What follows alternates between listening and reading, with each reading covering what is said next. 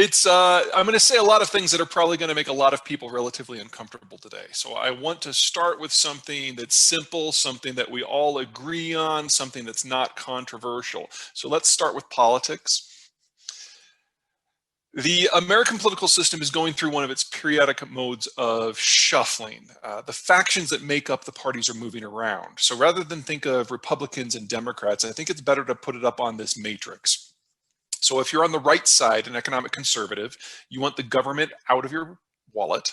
If you're on the top, a social liberal, you want the government out of your personal life. If you're on the left, an economic liberal, you want the government to have a bigger tax take in order to rearrange society in some way. And if you're at the bottom, a social conservative, then you think that the government should play a role in regulating social morality in some way. And of course, if you're in a corner, you can combine these. So if you're at the bottom left, a social conservative and economic liberal, you like guns and you like Medicare. And if you're at the top, you're a social liberal and economic conservative, you think that the primary purpose of government should be to bring all bureaucrats everywhere to Washington, build a giant nuclear bomb, and then detonate it while they're still in the city. We're all on here somewhere. Here are traditional swing voters in the American political system today. Here is the Democratic coalition that we've come to know. And here are the Republicans. And then here is everyone together. Now, we've had a lot of weird things going on recently, but the most specific outcomes that we've had is that the Trump administration, Donald Trump personally, has brought the populace of the conservative bent in from the cold. They didn't participate in most of the last 5 elections until Trump came along. And we're talking 10 to 20 million additional voters who had not been part of the system before now are. That makes them not simply the largest faction in the Republican Party, but the largest faction across the entire American political spectrum. And to think that they're just going to vanish now that they've had a taste of power, I think is silly. But for everyone that Trump attracted, he also drove people away. This is the math and maps crowd of the Republican coalition, if you will. Military voters, fiscal conservatives, business voters. Trump drove them all away. He had clashes with all of them at various times. National security voters, or the national security establishment, he basically used as a prop. Fiscal conservatives, he ran the biggest deficits we have seen since World War II. And his mismanagement of the coronavirus crisis drove the business community away. And he didn't simply disagree with these folks. He campaigned against them in the midterms. He campaigned against them when it was time for re-election.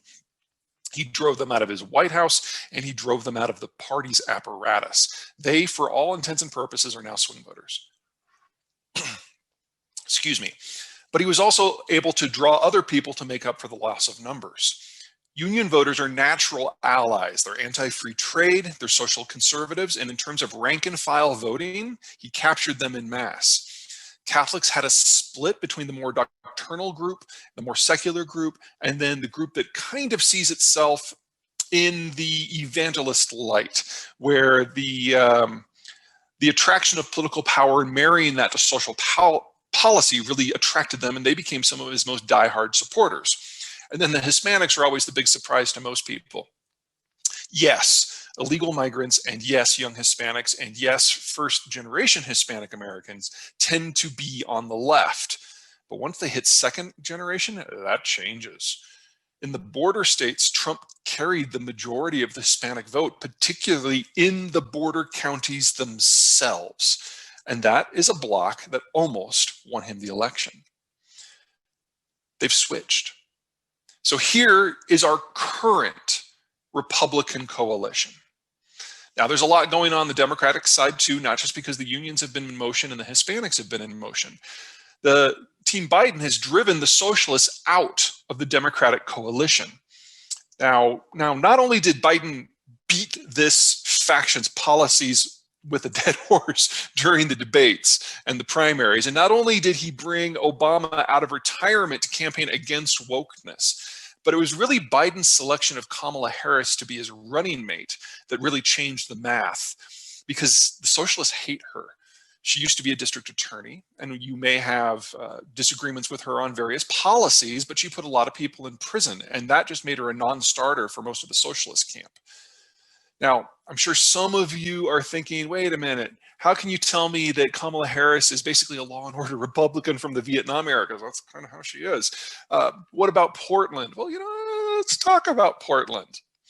Now, this is exactly what it looks like. This is Darth Vader wearing a dress, riding a unicycle while playing a flame-breathing bagpipe. Portland's not normal. And Portland is not representative of what this country is, or representative of what this country might one day become. Portland is no representative of the United States than Disneyland is.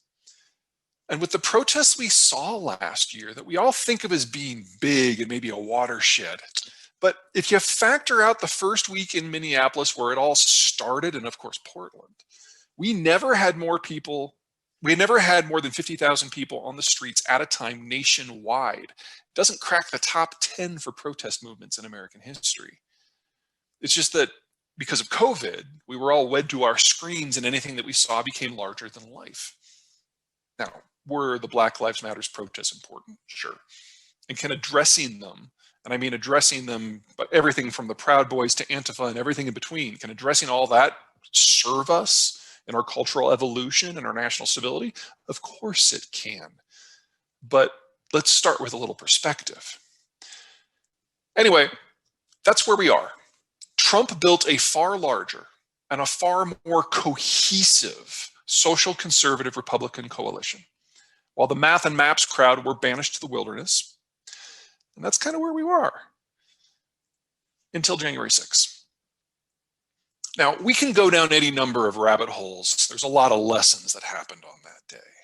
But for purposes of this discussion of the evolution of American politics, the big takeaway is that the Republicans have proven unable or unwilling to separate themselves from the events of January 6th in specific, or Trump's inability to use or even protect law enforcement in general. That means that so long as Trump is involved with the party, the Republicans can no longer claim they are the law and order party. And the group in the American political system that is in play, that cares most about those issues, is the business community. And if you look at the folks that Biden has appointed so far, we've had about 3,500 appointments. One is a socialist, just one.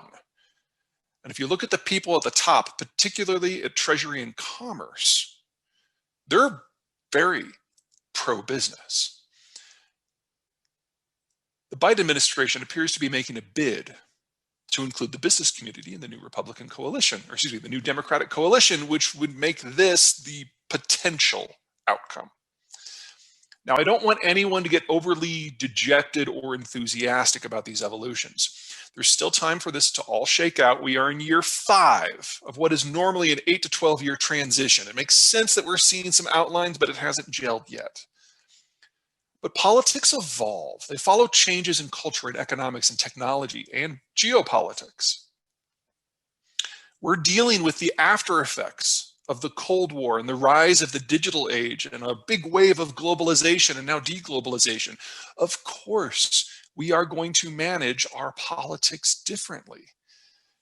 Now, whether you love this or hate it, now is the time to act. If you're a business, national security, or fiscal conservative, and you want to remain a Republican, now is the time to act. You have a window of opportunity, because not everybody in that solid oval thinks it's a great idea to march to the Capitol with a Confederate flag and a can of Bear Mace and beat a cop. If you're trying to reclaim your party, now's the time. If you wait 2 years, it'll probably be too late, because we will be selecting candidates for the midterms a year from now. Okay. So that is where we are right now as a country internally.